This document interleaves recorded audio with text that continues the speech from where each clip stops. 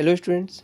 तो हम आज आ गए हैं लाइफ साइंस के चैप्टर नंबर 1 सजीवों में नियंत्रण व समन्वय के कुछ एमसीक्यू क्वेश्चंस को लेकर, जो आपके एग्ज़ाम के लिए बहुत ही ज़्यादा इंपॉर्टेंट होने वाले हैं। तो बिना टाइम गवाए चलिए स्टार्ट करते हैं। बस हाँ, आपको ये करना है कि आपको इस क्वेश्चंस को, सभी क्वेश्चंस को पढ़ना है और आपको एंड ऑफ द वीडियो में कमेंट करना है कि आपके कितने क्वेश्चंस के आंसर सही हुए हैं। ठीक है, चलिए स्टार्ट करते हैं। ट्रॉपिक गति का लक्षण निम्न में से कौन सा है, उसे चुनें। What is the characteristic of tropic movement in the following? Select it. Okay. उद्दीपन की दिशा से पौधों के कुछ निर्दिष्ट भागों में प्रेरित वक्र गति का नियंत्रण करता है। तो मैं इसे इंग्लिश में जस्ट थोड़ा सा ट्रांसलेट कर देता हूँ, क्योंकि इसको ट्रांसलेट कर नहीं पाया हूँ मैं। ठीक है, बट ये ऑफकोर्स आपके लिए इम्पॉर्टेंट होने वाला है। It will control some of the parts movements of plants through the direction of the stimulus. यह एक प्रकार की स्फीति गति है। It is a tropic movement. उद्दीपन की तीव्रता से पौधों के कुछ निर्दिष्ट भागों में प्रेरित वक्र गति का नियंत्रण करता है। It controls the movement of some parts of the plants through the intensity of stimulus and oxygen के प्रभाव में नहीं होता। It does not take place under the effect of oxygen. तो चलिए पहले आप वीडियो को पॉज करके आंसर्स देते रहिए। ठीक है, तो इसका आंसर क्या हो जाएगा? क। उद्दीपन की दिशा से पौधों के कुछ निर्दिष्ट भागों में प्रेरित वक्र गति करता है। तो चलिए हम लोग बात कर लेते हैं कि कितने टाइप के मूवमेंट्स होते हैं प्लांट्स में। तो पहला होता है ट्रॉपिक, ये आप लोगों को पता है, जिसे हम हिंदी में कहते हैं अनुवर्तन गति। ठीक है। दूसरा होता है टैक्टिक गति, जिसे हम अनुचलन कहते हैं।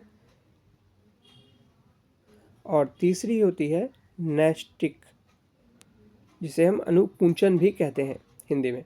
ठीक है। तो ट्रॉपिक में क्या होता है कि पौधों के कुछ पार्ट्स मूव करते हैं टुवर्ड्स एनी स्टिमुलस। यह स्टिमुलस की उद्दीपन की दिशा से प्रभावित होता है। टैक्टिक में क्या होता है? उद्दीपन की तीव्रता के कारण पौधों के सभी पौधे, पूरे के पूरे पौधे में अनुचलन होता है, यानी इसे हम हिंदी में अनुचलन कहते हैं, जिससे पौधे का पूरा भाग या पूरा का पूरा पौधा ही उस स्टिमुलस की या उद्दीपन की दिशा में मूव कर जाता है, पूरा ही चला जाता है। नेस्टिक मूवमेंट में क्या होता है? नेस्टिक मूवमेंट में बोथ इंटेंसिटी और डायरेक्शन दोनों ही काम में आते हैं, और कभी कभी और इसके कुछ पार्ट्स ही प्लांट्स के मूव करते हैं। ठीक है, आपको कमेंट में बताना है कि नेस्टिक मूवमेंट्स कितने टाइप के होते हैं। चलिए आगे चलते हैं। इनमें से कौन सा कथन ट्रॉपिक गति से संबंधित है? Which of the following statement is related to tropic movement? यह उद्दीपन की तीव्रता द्वारा नियंत्रित होता है। It is controlled by the intensity of the stimulus. पादप या पादप अंग का संपूर्ण स्थान परिवर्तन होता है। The complete translocation of plant और प्लांट बॉडी टेक्स प्लेस। यह गति वॉल्वॉक्स नामक सवाल में देखी जाती है। This movement is seen in the algae called Volvox. यह एक वक्रता की प्रेरित गति है, जिसे उद्दीपन की दिशा द्वारा नियंत्रित किया जाता है। In this movement is controlled by the direction of the stimulus. तो इसका आंसर क्या होगा? इसका आंसर होगा, यह एक वक्रता की प्रेरित गति है, जिससे उद्दीपन की दिशा, यह डायरेक्शन ऑफ द स्टिमुलस पर डिपेंड करता है, उद्दीपन की दिशा पर। ठीक है, डायरेक्शन ऑफ द स्टिमुलस, ये आपको याद रखना है। कौन सी?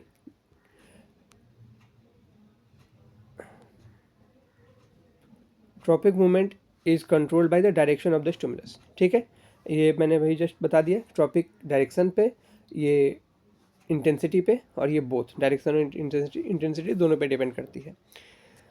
चलिए क्वेश्चन नंबर 3। संड्यू सूर्यशिशिर नामक कीट भक्षी पौधे की पत्ती के रूम कीट के संपर्क में आते ही मुड़कर कीट को पकड़ लेता है। यह है एक प्लांट होता है, there is a plant called sundew which is insectivorous plant, and whenever it comes in contact with an insect, the leaves of it will catch the insect. ठीक है, this is an example of, ये किसका उदाहरण है?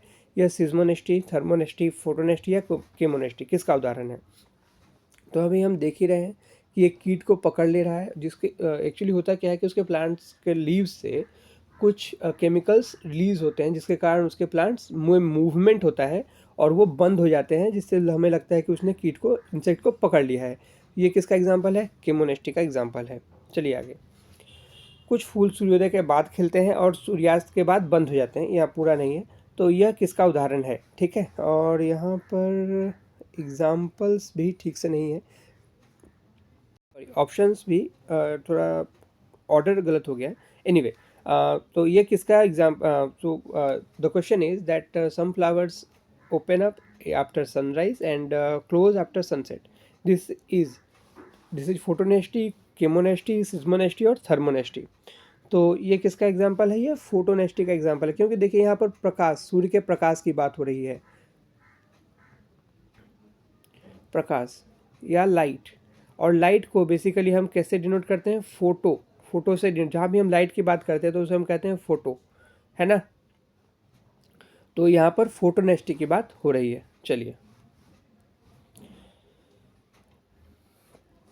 आर्द्र मिट्टी की ओर पौधों की जड़ की गति को क्या कहते हैं, the movement of roots of the plants towards wet soil is called hydrotropic, phototropic, seismonastic या जियोट्रॉपिक।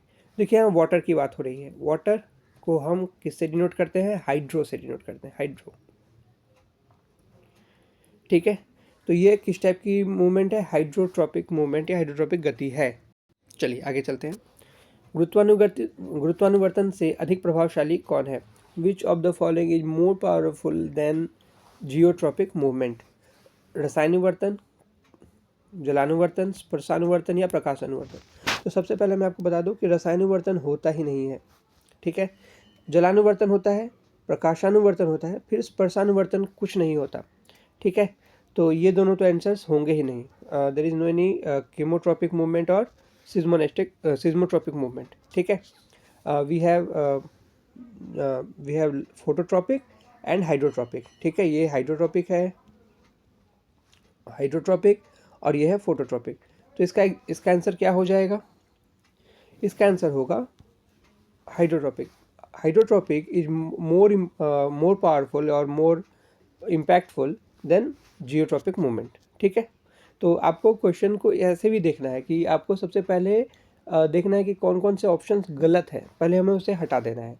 उसके बाद आपका जो आंसर देने का तरीका होगा वो ज़्यादा इजी होगा, इम्पैक्टफुल होगा, पावरफुल होगा, ठीक है। नेक्स्ट, सुंदरी पौधा के निमेटोफोर में प्रदर्शित गति का निर्धारण कीजिए।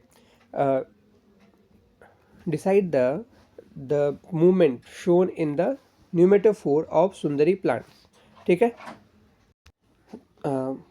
तो इसका आंसर क्या होगा, धनात्मक गुरुत्वानुवर्तन, पॉजिटिव जियोट्रॉपिक मूवमेंट, ऋणात्मक गुरुत्वानुवर्तन, नेगेटिव जियोट्रॉपिक मूवमेंट, धनात्मक प्रकाशानुवर्तन, पॉजिटिव फोटोट्रॉपिक मूवमेंट या ऋणात्मक प्रकाशानुवर्तन, नेगेटिव फोटोट्रॉपिक मूवमेंट। तो देखिए हम जानते हैं कि रूट्स किस तरफ मूव करते हैं, towards the centre of earth move करते हैं, ठीक है। तो इसे हम कहते हैं, जब roots towards the centre of earth move करते हैं तो इसे हम कहते हैं पॉजिटिव जियोट्रॉपिक मूवमेंट या धनात्मक गुरुत्वानुवर्तन।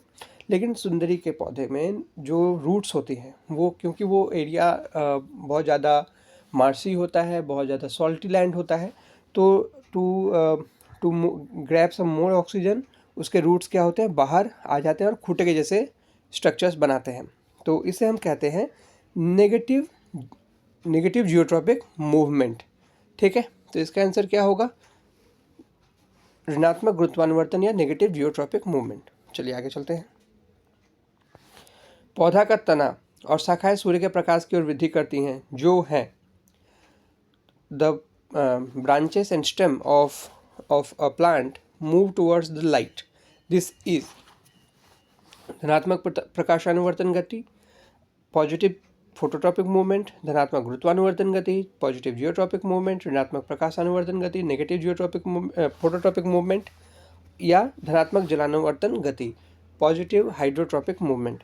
तो क्योंकि हम देख रहे हैं कि लाइट के तरफ, टूवर्ड्स द लाइट मूव कर रहे हैं, तो ये होगा धनात्मक प्रकाशानुवर्तन गति, ठीक है।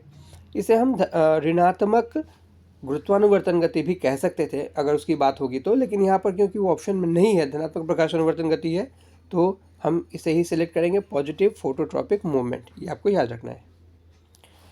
पौधों में संवेदनशीलता की खोज किसने की, who discovered sensitivity in plants, Pavlov, J C Bose, Darwin या वेंट। तो इसका आंसर सभी को पता होगा कि जगदीश चंद्र बोस, आचार्य जगदीश चंद्र बोस जी ने प्लांट्स में सेंसिटिविटी की डिस्कवरी की थी। ठीक है, इन्होंने कौन सा डिवाइस का भी डिस्कवरी किया था, ये आपको कमेंट में बताना है। और जब भी मैं बोलूँ कि कमेंट में बताना है तो आपको एट द सेम पॉइंट बताना है, क्योंकि हो सकता है कि वीडियो के अगले पार्ट में मैं उसका आंसर बता दूँ। तो बेटर आप, अगर आपको आंसर पता है तो आप कमेंट करके बता सकते हैं। इससे आपको भी कॉन्फिडेंस मिलेगा और लोगों को भी पता चलेगा कि आपको पता है। चलिए, ट्यूलिप में किस प्रकार की गति पाई जाती है? Which type of movement is found in tulip? स्पर्शानुकुंचन, सीज्मोनेस्टी, रसायनुकुंचन, क्यूमोनेस्टी, उष्मानुकुंचन, थर्मोनेस्टी या प्रकाशानुकुंचन, फोटोनेस्टी। तो ये हम सभी जानते हैं कि इसमें किस टाइप की मूवमेंट पाई जाती है। ये है उष्मानुकुंचन या थर्मोनेस्टी। ठीक है, ये आपको याद रखना है, थर्मोनेस्टी इन ट्यूलिप। सूरजमुखी का पुष्प तेज प्रकाश में खिलता है। यह डैश का एक उदाहरण है। The flower of the sunflowers will open up in intense light. This is an example of. देखिए, यहाँ पर प्रकाश की बात हो रही है तो हम समझ जाएंगे कि ये प्रकाशानुकुंचन, फोटोनेस्टी की बात हो रही है। ठीक है, ये आपको याद रखना है। निम्नलिखित में से कौन यंत्र पौधों में संवेदना को मापता है? चलिए, यही क्वेश्चन के लिए मैंने आपको कहा था कि कमेंट में ज़रूर बताइए। तो ये क्वेश्चन आ गया। विच of the following device measures the sensitivity in plants? सूक्ष्मदर्शी, जिसे हम कहते हैं इंग्लिश में माइक्रोस्कोप, टेलीस्कोप, सिस्मोग्राफ या क्रिस्कोग्राफ। तो आचार्य जगदीश चंद्र बोस जी ने इस डिवाइस को बनाया था। इसका नाम क्या है? क्रिस्कोग्राफ। ठीक है, चलिए, अगर आपने कमेंट में बता दिया तो बहुत अच्छी बात है, वरना अब तो आंसर आपको पता चल चुका है। पौधों की जड़ और तना में गुरुत्वाकर्षण बल के कारण हुई अनुक्रिया को कहते हैं the movement that takes place in the stem and roots due to gravity is called रसायनुवर्तन, गुरुत्वानुवर्तन, जलानुवर्तन या प्रकाशानुकुंचन। ये दिया है कीमोट्रॉपिक मूवमेंट, जो कि होता ही नहीं है, ये मैंने आपको बता दिया था पहले ही। गुरुत्वानुवर्तन जियोट्रॉपिक मूवमेंट, जलानुवर्तन हाइड्रोट्रॉपिक मूवमेंट एंड प्रकाशानुकुंचन which is called photonastic movement. तो यहाँ पर देखिए, बात हो रही है गुरुत्वाकर्षण बल की, इसे हम कहेंगे जियोट्रॉपिक मूवमेंट। ठीक है, सजीवों की वह क्षमता जिससे वातावरण में होने वाले परिवर्तनों का अनुभव कर उसका प्रतिचार करते हैं, उसे कहा जाता है the ability of living beings through which they feel the stimulus of the environment and respond is called उद्दीपन, स्टिमुलस, उत्तेजनशीलता, सेंसिटिविटी या और समन्वय, कोऑर्डिनेशन, गति, मूवमेंट। तो इसका आंसर क्या होगा? उत्तेजनशीलता। उद्दीपन क्या होता है? स्टिमुलस। जो भी वातावरण में इन द एनवायरनमेंट जो भी चेंजेस होते हैं, परिवर्तन होते हैं, जिसको हम फील कर पाते हैं, उसे हम कहते हैं स्टिमुलस। और उसका जो हम रिस्पॉन्ड करते हैं, तो इन दोनों के कॉम्बिनेशन को हम कहते हैं उत्तेजनशीलता। ये आपको याद रखना है। पत्ते की टेंटिकल्स गति कीटों के प्रतिचार में निम्नलिखित में से किस प्रकार की गति है? ये इसकी बात हमने कर ली है कि जब भी किसी संड्यू या किसी इंसेक्टिवोरस प्लांट के लीव्स पर कोई भी इंसेक्ट बैठता है तो वो उसके प्लांट्स में एक प्रकार के केमिकल्स सिक्रीट होते हैं, जिसके कारण वो बंद हो जाता है और इंसेक्ट को पकड़ लेता है। ठीक है, तो इसे हम क्या कहते हैं? रसायनुकुंचन यानी कीमोनेस्टी मूवमेंट।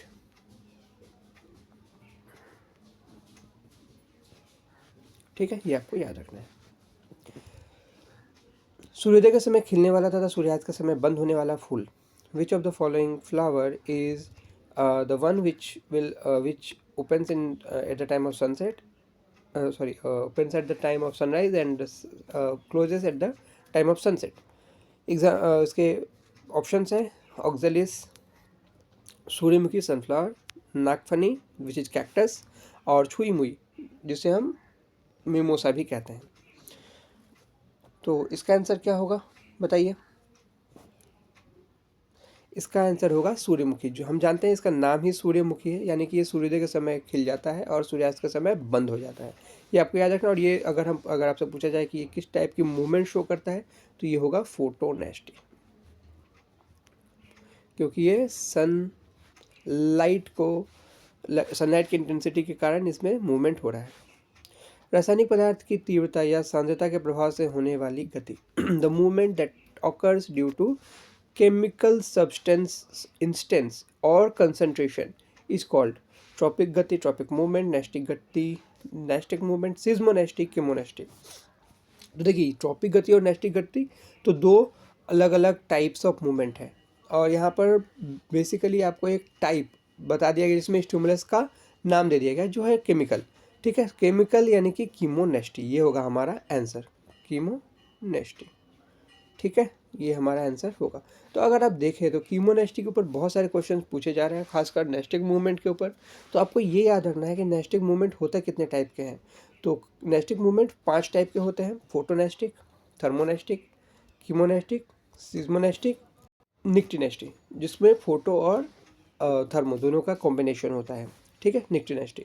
तो ये 5 टाइप आपको याद रखना है। ठीक है, मिमोसा पौधे की पत्तियों को यदि स्पर्श किया जाए तो यह नीचे की ओर लटक जाती है, यह है अथवा छुई हुई के पत्तों को छूते ही बंद हो जाना किस प्रकार की गति है।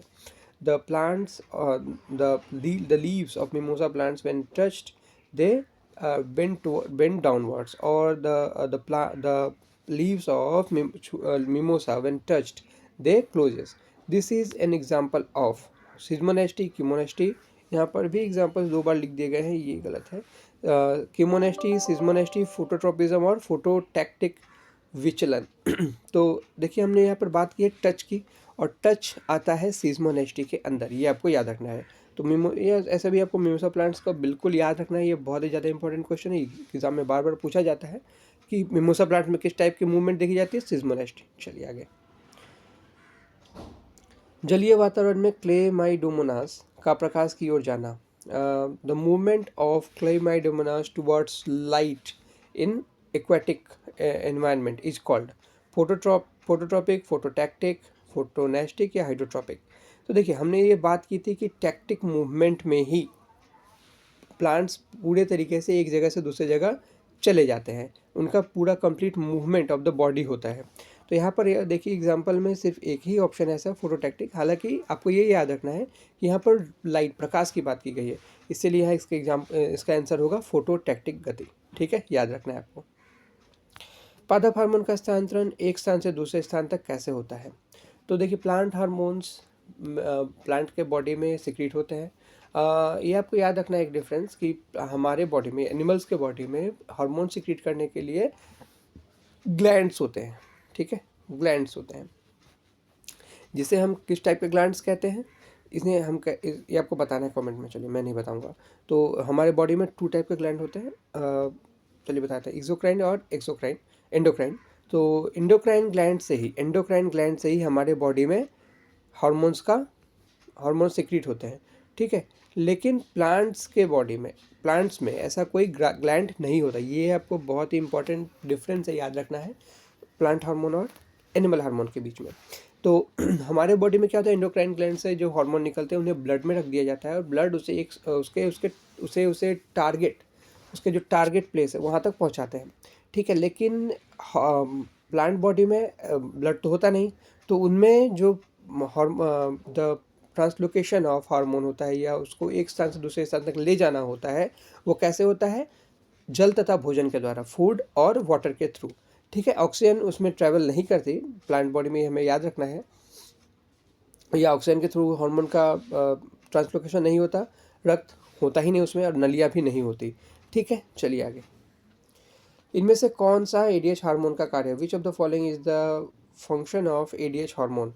धमनियों को कसकर रक्तचाप को बढ़ाना, to contract the arteries and increase the blood pressure, व्यस्त जीवन में मदद करना और शुक्राणु बढ़ाना, अंडाणु के उत्पादन में सहायता करना। ठीक है, to help in the youth life and increase the number of test.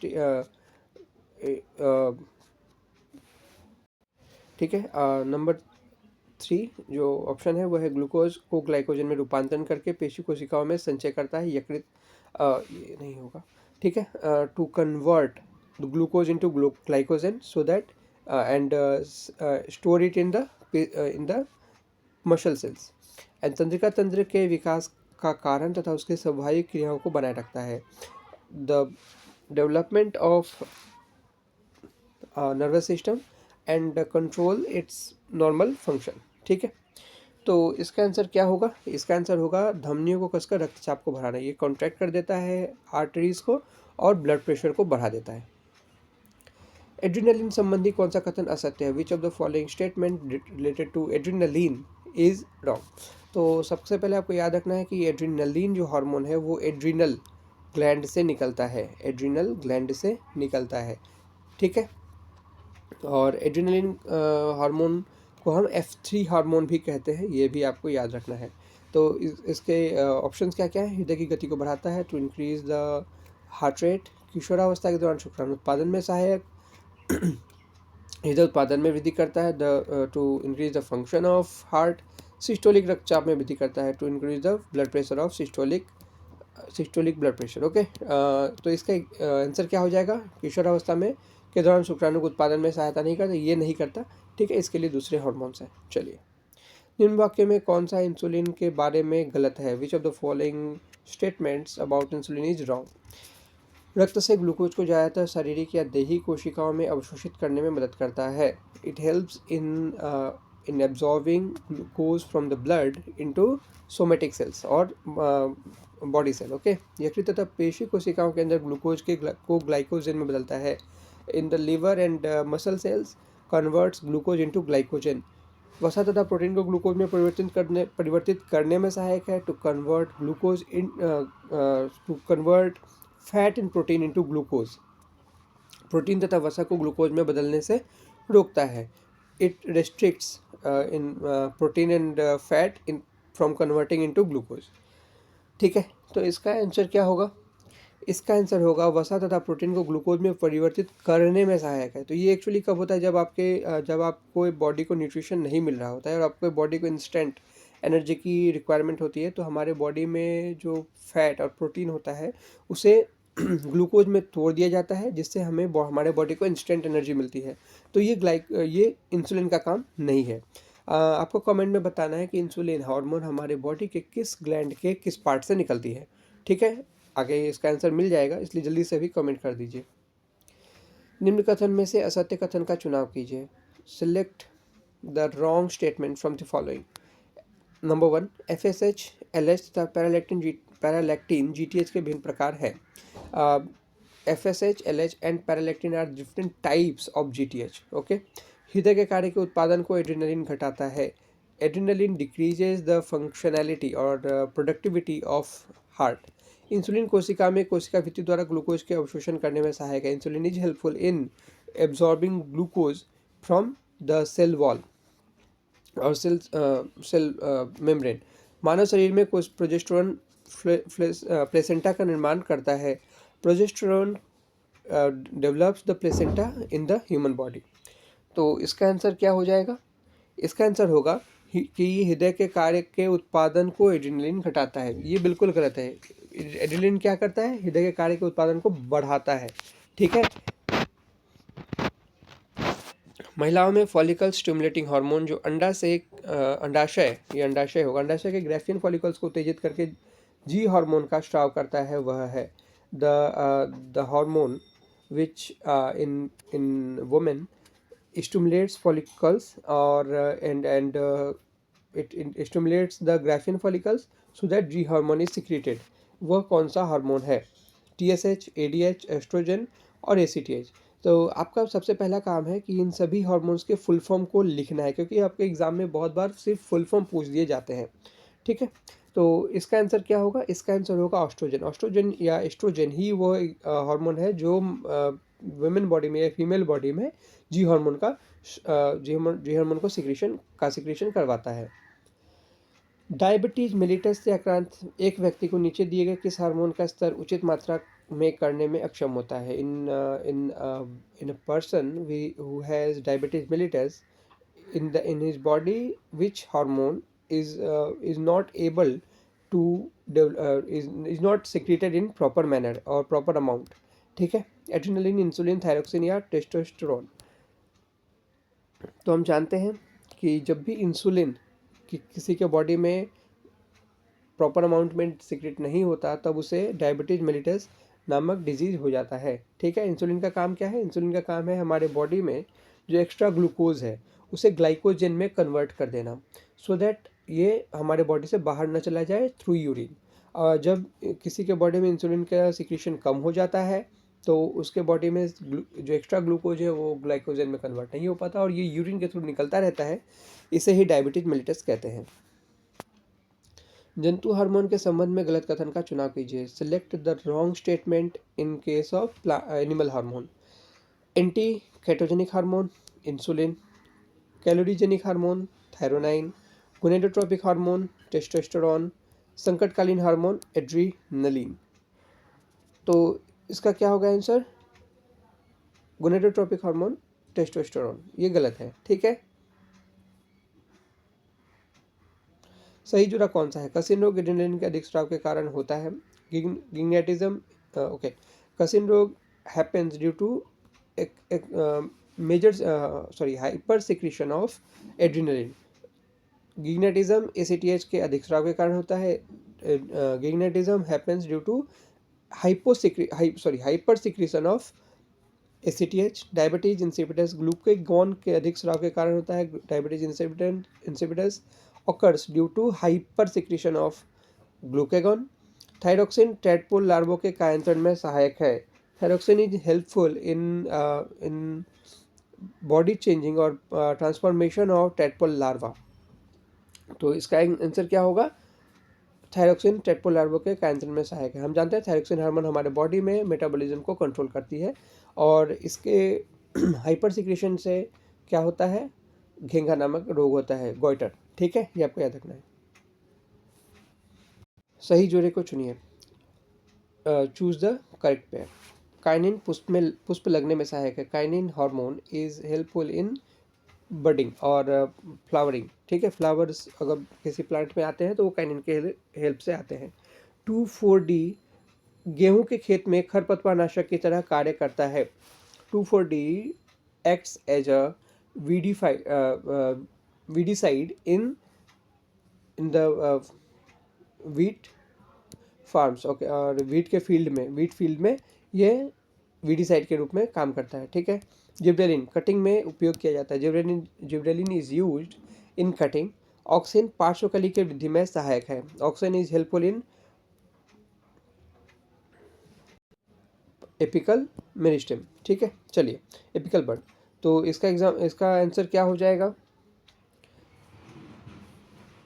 इसका आंसर होगा नंबर 2। 2,4-D गेहूं के खेत में खरपतवार नाशक की तरह कार्य करता है। बेसिकली हम जानते हैं कि auxin hormone is use as a weedicide. ठीक है, याद रखना है आपको। तो बेसिकली यहाँ पर ऑक्सिन हार्मोन होना चाहिए था, जबकि 2,4-D गिवन है। किस हार्मोन का स्राव तेज गति से होता है जब एक व्यक्ति भयभीत हो जाता है? Which hormone is secreted very heavily when a person is scared और फ्राइटेंड? तो हम जानते हैं कि एड्रेनलिन हार्मोन को हम कहते हैं F3 हार्मोन, जो किस किस कंडीशन में काम आता है? Fight, fear and flight. ठीक है, इसीलिए हम F3 हार्मोन एड्रेनलिन हार्मोन को F3 हार्मोन भी कहते हैं। और जब भी कोई व्यक्ति लड़ाई के कंडीशन में होता है, डर जाता है या भागने या दौड़कर भागने के कंडीशन में होता है तो उसके बॉडी में एड्रेनलिन हार्मोन का बहुत ही तेजी से सिक्रेशन होता है। निम्नलिखित वाक्य को पढ़िए और गलत को चुनिए। Read the following statements and choose the incorrect.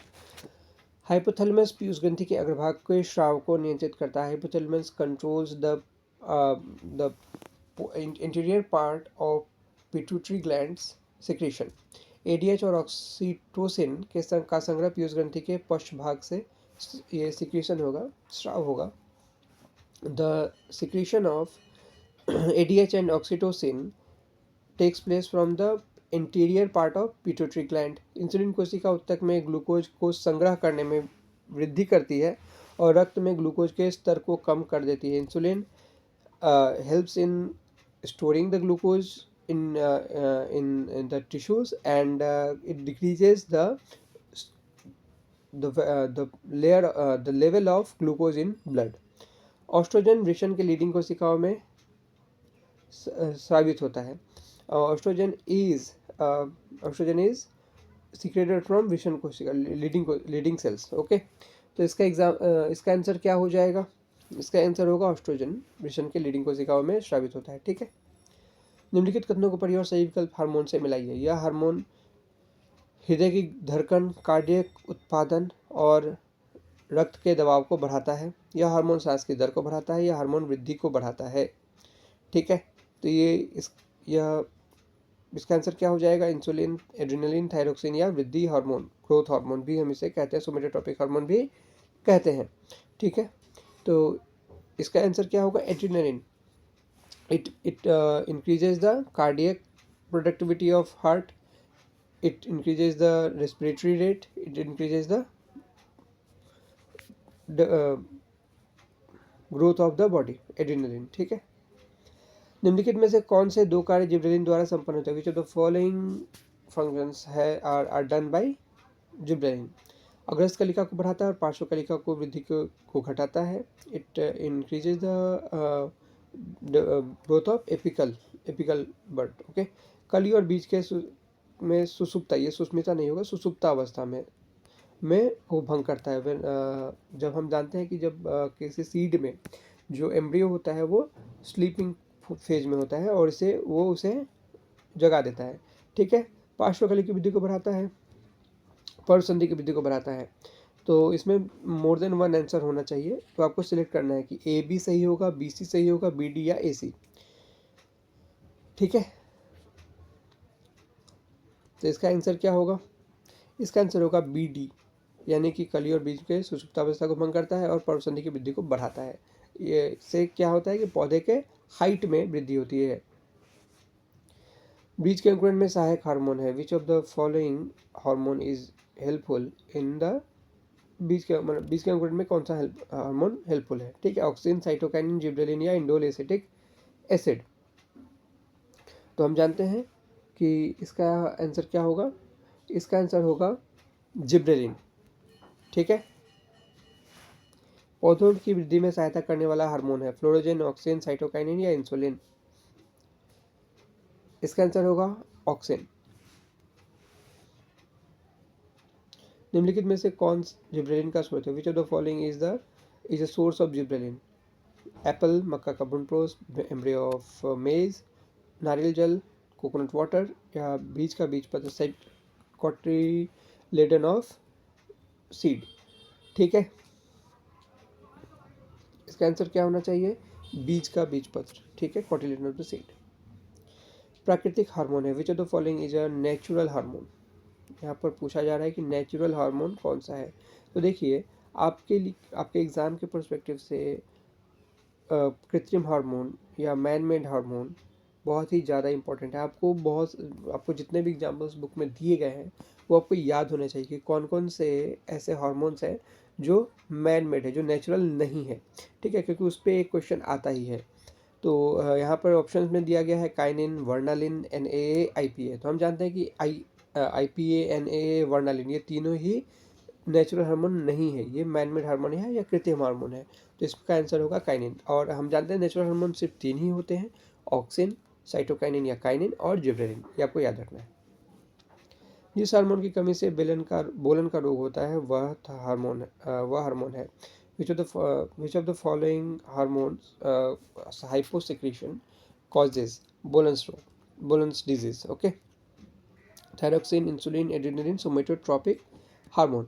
तो इसका आंसर क्या होगा? Somatotropic hormone. इसी कारण से बोलन का रोग होता है. एक्चुअली यह बौनेपन का रोग होना चाहिए. ठीक है. यहाँ ये बोलन नहीं होगा, ये बौनेपन का रोग होगा, ड्वार्फिज्म. यहाँ पर ड्वार्फिज्म की बात की जा रही है. बौनापन.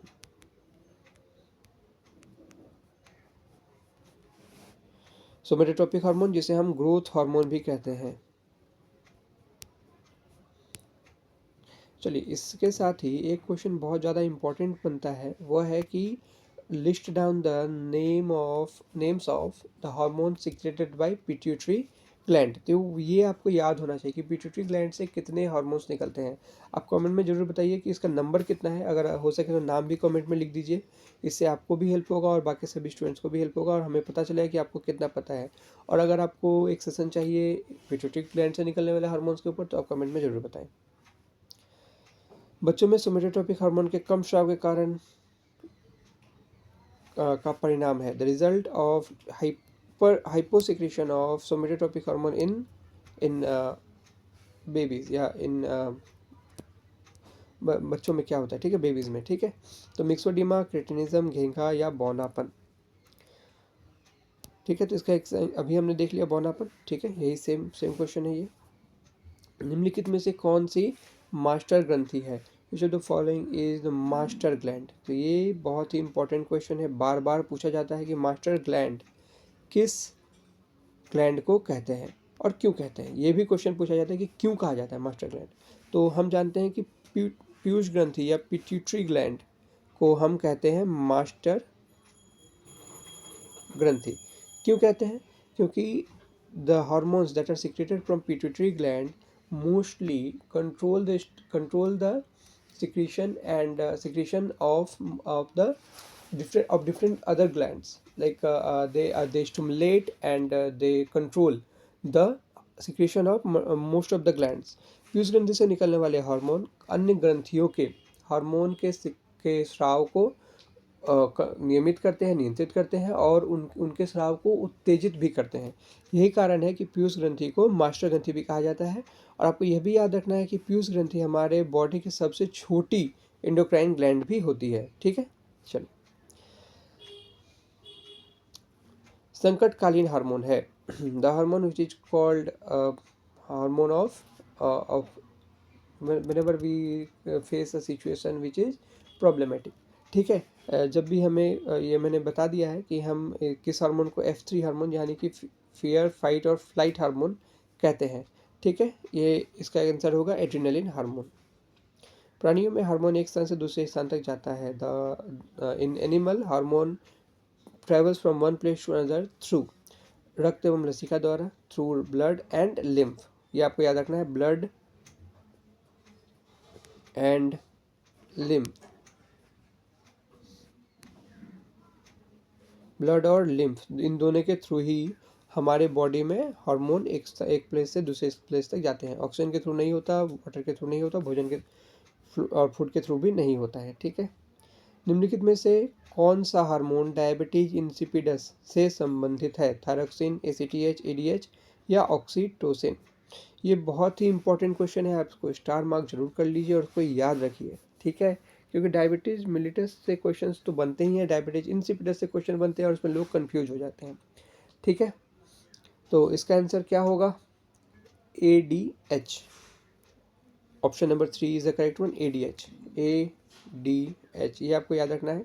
और आप इसे हम इसका फुल फॉर्म क्या होता है, एंटी ड्यूरेटिक हार्मोन, ठीक है। ये बहुत बहुत ज़्यादा इंपॉर्टेंट क्वेश्चन है क्योंकि ये कंफ्यूज हो जाते हैं बच्चे, बार बार इंसुलिन करके आते हैं इसका आंसर, ठीक है। फीडबैक क्रियाविधि में थायरोक्सिन हार्मोन के स्राव को कौन हार्मोन नियंत्रित करता है, which hormone controls the secretion of thyroxine hormone through feedback mechanism. Option है ACTH, STH, TSH या FSH, ठीक है। तो इसका आंसर क्या होगा, TSH, ठीक है। आपको इसका फुल फॉर्म भी कमेंट बॉक्स में बताना है, ठीक है। इंसुलिन का स्राव कम होने के कारण होता है, whenever the hyposecretion of insulin takes place or occurs, which of the following disease will happen, okay।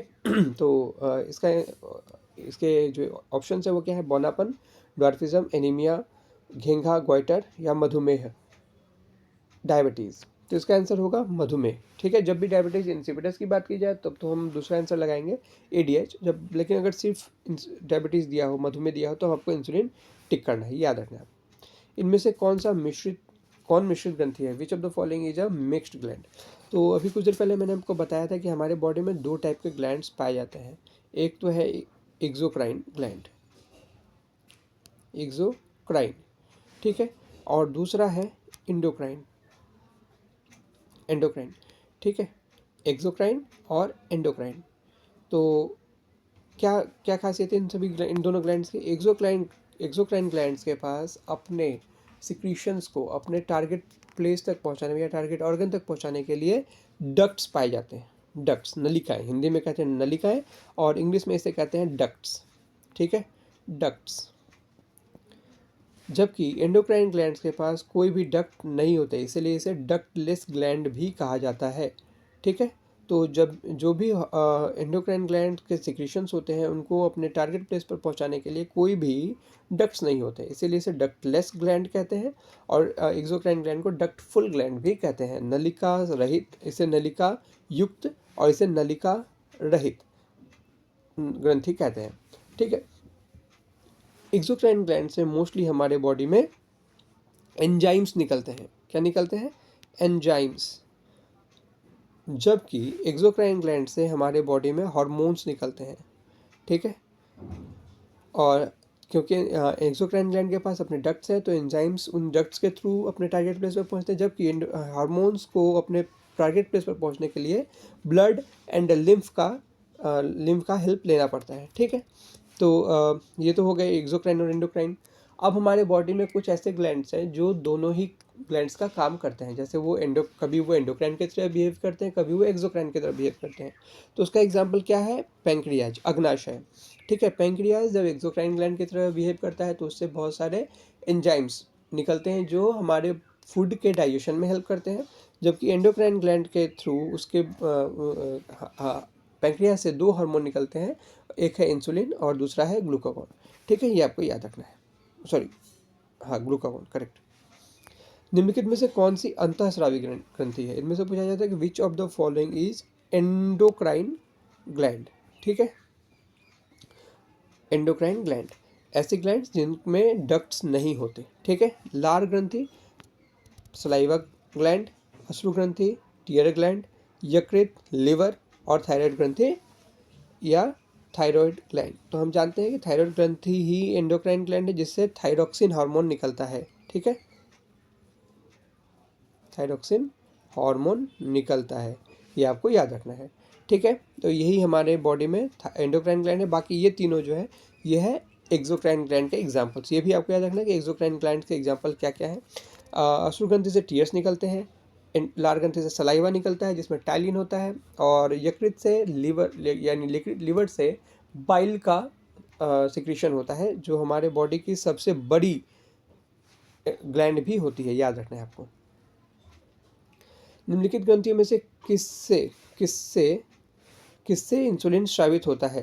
तो हम जानते हैं कि इंसुलिन का सिक्रीशन कहाँ से होता है? पैंक्रियाज। अभी जस्ट हमने देखा पैंक्रियाज से होता है, और पैंक्रियाज के भी आइलेट्स ऑफ लैंगरहैंस से होता है, और उससे भी आइलेट्स ऑफ लैंगरहैंस के बीटा सेल्स, बीटा कोशिकाओं से होता है, ये आपको याद रखना है। ठीक है, पिट्यूटरी ग्रंथि पाई जाती है। पिट्यूटरी ग्लैंड इज फाउंड इन यकृत में, लिवर में नो, वृषण में नो, मस्तिष्क में, ब्रेन में यस। यही इसका आंसर होगा, गला में, थ्रोट में नहीं। ठीक है, चलिए तय करें कि निम्नलिखित में से कौन सा जोड़ा सही है। Decide which of the following pair is correctly matched. HTH thyroid ग्रंथि के विकास को नियंत्रित करता है, एसीटीएच महिलाओं के अंडाशय में ग्राफिन फॉलिकल्स के विकास में मदद करता है, एडीएच रक्त में कार्बोहाइड्रेट के स्तर को नियंत्रित करता है, एडीएच वृक्क नलिकाओं में पानी के पुनः अवशोषण के लिए जिम्मेदार है। तो इसका आंसर क्या होगा?